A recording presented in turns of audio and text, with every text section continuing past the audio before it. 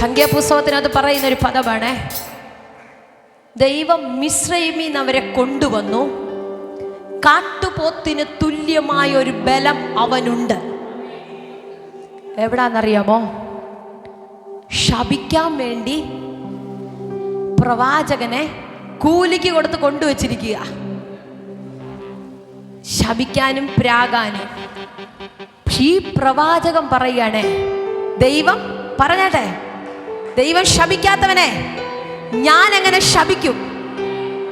ദൈവം പ്രാകാത്തവനെ ഞാൻ എങ്ങനെ പ്രാകും?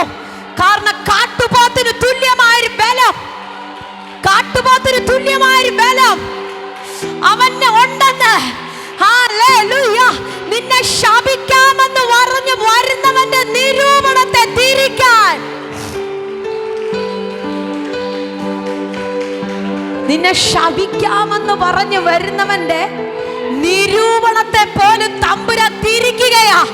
തമ്പുരാൻ തകിടം മറിക്കുമെന്ന് ഇന്ന് രാവിലെ വിശ്വസിക്കുന്ന പറ.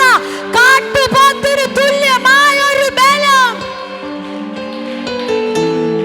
കാട്ടുപോത്തിന് തുല്യമായ ഒരു ബലം എനിക്കുണ്ട്. കാട്ടുപോത്തിന് തുല്യമായ ഒരു ബലം എനിക്കുണ്ട്. അതുകൊണ്ട് അവനെ എനിക്ക് ശപിക്കാൻ പറ്റുന്നില്ല, അവനെ എനിക്ക് പ്രാകാൻ പറ്റുന്നില്ല. അയ്യോ, ഞാൻ നിരൂപിച്ചത് വെറുതെയായി. അയ്യോ, ഞാൻ ചിന്തിച്ചത് വെറുതെയായി. ഹല്ലേലൂയ, ആമേൻ, ഹല്ലേലൂയ. ചുമ്മായുള്ള ബലമല്ല, കാട്ടുപോത്തിന് തുല്യമായ ഒരു ബലത്തോടെയാ ഞാൻ അവരെ മിസ്രയീമിൽ നിന്ന് കൊണ്ടുവന്നത്. ഒരു പക്ഷെ അവിടെ കിടന്ന് ജോലിയൊക്കെ ചെയ്ത് കുറച്ച് ശരീരം ക്ഷീണിച്ചെന്ന് ആ പിശാചേ നിനക്ക് തോന്നും. പക്ഷെ അവരുടെ അകത്ത് എന്തോ ഒരു ഭയങ്കര ബലമുണ്ട്.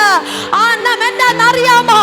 എന്റെ പുറമേയുള്ള മനുഷ്യൻ ക്ഷീണിച്ചാലോ അകമേയുള്ളവൻ